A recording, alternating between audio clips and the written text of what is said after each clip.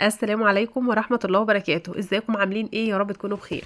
النهارده فيديو جديد وروتين جديد. تعالوا بقى كده شاركوا معايا يومي غسلت فيه البطاطين، والنهارده يوم حلو جدا. اتمنى ان هو يعجبكم وينال رضاكم. في البدايه لو بتدخلوا قناتي لاول مره طبعا يسعدني ويشرفني ان انت تنضمي عندي في القناه، تشتركي عند كلمه اشتراك وتفعلي زر الجرس على الكل عشان كل ما انزل فيديو جديد يوصلك اشعار بيه وتتفرجي على الفيديو ان شاء الله. طبعا اهلا وسهلا بيكم كل الناس اللي دخلت عندي جديد، نورتوني وشرفتوني ودايما وجودكم على راسي من فوق. عايزاكي كده لو بتشوفيني لاول مره اوعي تنسي تشتركي واوعي تنسي تحط اللايك للفيديو ده وتاخدي جوله كده في الفيديوهات التانية ان شاء الله باذن الله تعجبك. انا بعمل ايه ويومي بعمل فيه ايه؟ تعالى اقول لكم النهارده هنعمل ايه في الفيديو ده. اول حاجه احنا هنبدا بقى نغسل البطاطين. تمام، غسيل البطاطين. بس زي ما انت شايفه الاول عايزه اوريكي الابيض عامل ازاي في البطانيه، حاجه كده يعني بسم الله ما شاء الله، منور بجد. طيب انا بستخدم ايه في غسيل البطاطين؟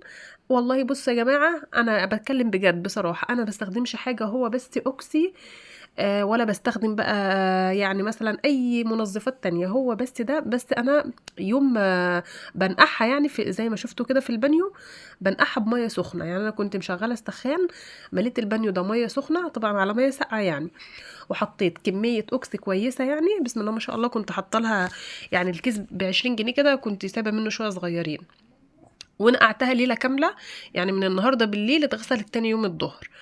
وبعد كده بتشطفيها بقى لو هي البطاطين بتاعتك محتاجه تتشطف اكتر من كم مره. بتتغسل ازاي؟ احنا بنمشي فيها كده، بتمشي برجليكي عليها رايح جاي لحد ما بتنضف معاكي. بصي يعني تشطفيها مره واتنين، وانا بصفيها على حرف البانيو كده. لو مش عندك ممكن بقى تغسليها في اللي هو ايه، في الحاجات الكبيره اللي هي مثلا بتبقى زي طشت بقى، الحاجات اللي هي الكبيره دي. ماشي، تعالوا بقى ندخل على الغدا بتاعنا ستريبس، وده كان اخر حاجه في تقسيمات الفراخ اللي احنا كنا عملناها من فتره، لما نزلت لكم في الفيديو تقسيمه فراخ حلوه. يمكن الفيديو ما تشافش قوي، بس انا عايزه اقول لكم اهو نفع يعني بجد. كنت طبعا عايزه اعمل غدا بسرعه. طلعت الفراخ سبتها تفك شويه يعني، بصوا حطيتها في ميه ففكت على طول، وعملت لها تتبيله على طول وعملت الستريبس ده. انا كان عندي ايه اللي احنا بنعمل طبعا الفيجيتار اللي بنعمل فيه البانيه، واتعاملت بقى معاه زي البانيه كده بالظبط. انا عايزه اقول لكم كل الكفر ده ولادي شالوه يعني من عليه كده، يعني قطعوه ورموه. فعلشان كده انا دايما ما بعملش الفراخ البانيه، احنا بناكلها زي اكنها مشويه يعني، بنتبلها وبعد كده تتحط في الطاسه وبس، من غير اي كفر عليها، من غير بقى ولا فيجيتار ولا دقيق ولا بيض ولا كل الكلام ده كله. وعملت جنبها سلطه، وكان رز ابيض اللي هو اللهم صل على سيدنا محمد، كنت عامله رز بالبصل عشان يبقى طعمه حلو يعني. المهم اتغدينا الحمد لله، والبطانيه بقى اتصفت براحتها كده، شطفتها كم مره يعني، اتشطفت كم مره مش على قد مره. وكمان لما بس انا عايزه اقول لكم، انتوا شفتوا طبعا الابيض بتاعها منور ازاي يعني. اهتمي كده بغسيل الحاجات اللي هي ما بتتغسلش، يعني مثلا زي سجاد زي بطاطين، الحاجات دي لازم تهتمي فيها في الغسيل عشان تبقى تفضل عندك يعني العمر الافتراضي بتاعها يبقى مدة طويلة، وفي نفس الوقت تبقى زي الجديدة بالظبط.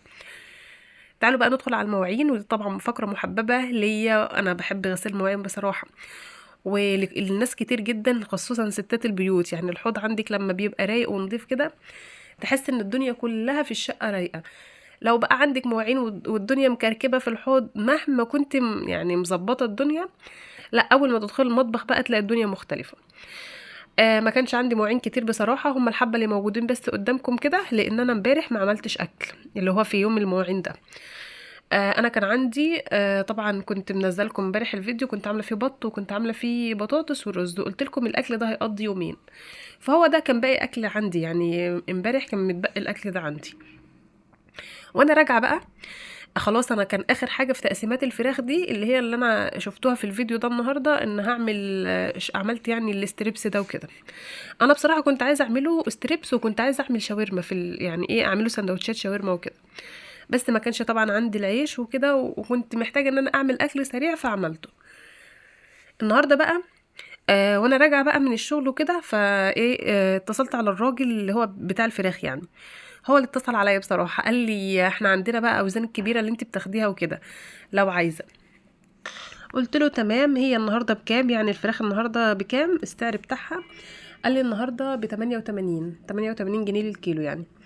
قلت له تمام ماشي. طيب اوزن لي 2 بقى كبار كده، يعني الصدر بتاعهم يبقى كبير علشان اعرف اعمل منهم بانيه وكده واخلي الصدر بتاعهم. فقال لي تمام. الاتنين بقى ب 500 جنيه ماشي، بتنظيفه بقى وكده، لان هو بيعمل يعني هم بياخدوا اصلا برضو في التنظيف، بس هو بصراحه بياخد اجر رمزي قوي يعني، ربنا يبارك له. بالذات مني انا يعني، لان هو دايما انا زبونه يعني عنده باستمرار.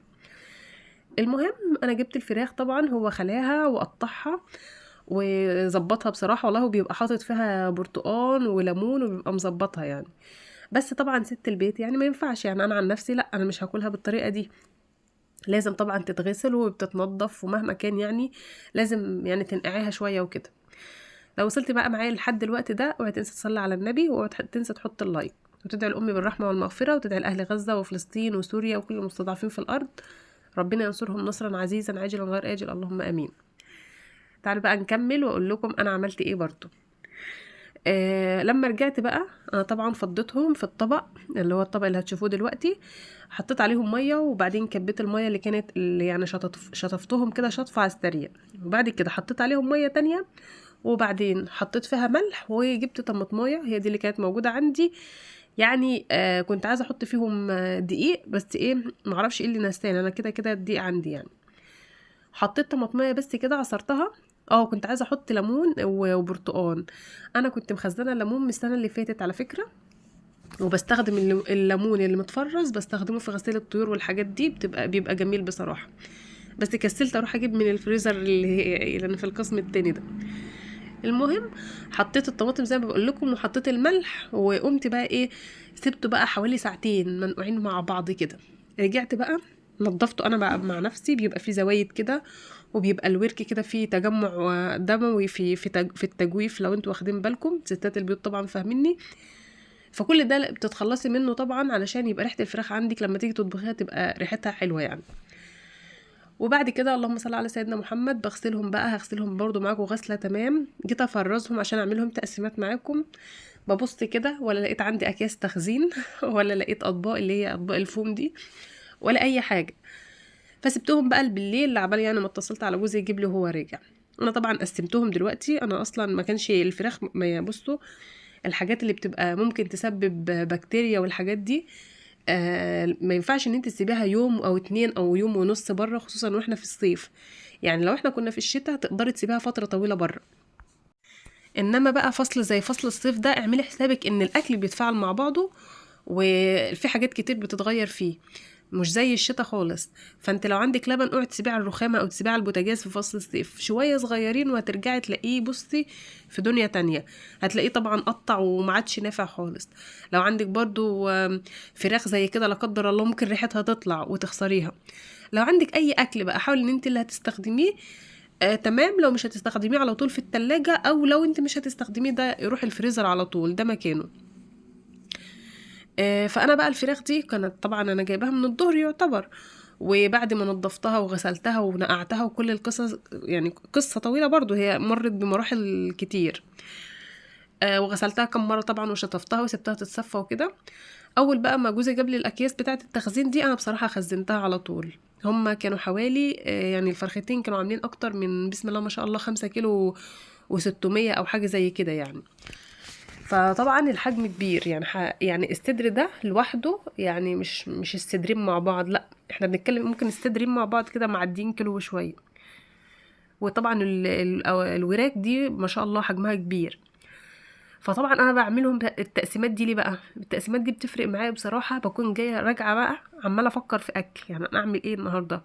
فزي ما انتوا شفتوا كده ممكن اعمل ستريبس جنبه شويه رز وشويه سلطه، ودي اكله سهله وسريعه وفي نفس الوقت مش مكلفه لو جينا نحسبها يعني. ويعني هي هتتاكل، احنا مش ما احنا ممكن نعمل اكل مش مكلف وكل حاجة، بس هو ما يتاكلش يعني، اللي هيقعد هياكل بق 2 وخلاص، مش قادر ان هو ياكل الاكل ده. فقصة ان احنا بنوفر، بس بنوفر كمان باكل يبقى محبوب وان تعرفي تاكليه يعني. هو ده بقى الفكرة يعني. لما انا بعمل التقسيمات دي بصراحة بتبقى حلوة جدا. المهم انا غسلته كده، وطبعا بعد ما خلصت غسلت بقى الاطباق ديت، وكان عندي شويه برضو مواعين تانية بس ألمونيوم، غسلتها كده انا مع نفسي، والدنيا يعني كانت 100 فل و14 يعني. قسمتهم بقى وحطيت كل واحد لوحده، ووديتهم الفريزر طبعا، عشان زي ما بقول لكم كده ما ينفعش نسيبهم يعني فتره طويله بره. يومي طبعا كان مليان حاجات تانية، بسم الله ما شاء الله بقى، كان عندي يعني ترويق وكان عندي حاجات، بس ما تشاركتش معاكم خلال اليوم ده، بما ان بقى اليوم يبقى يوم مختلف يعني، بوريكم حاجات تانية ممكن نعملها خلال اليوم، بس انتوا ما بتشوفوهاش يعني. بس حاجات بصراحة بتنفع جدا. الفيديو خلص، لحد ما اشوفوا فيديو تاني هتوحشوني. السلام عليكم.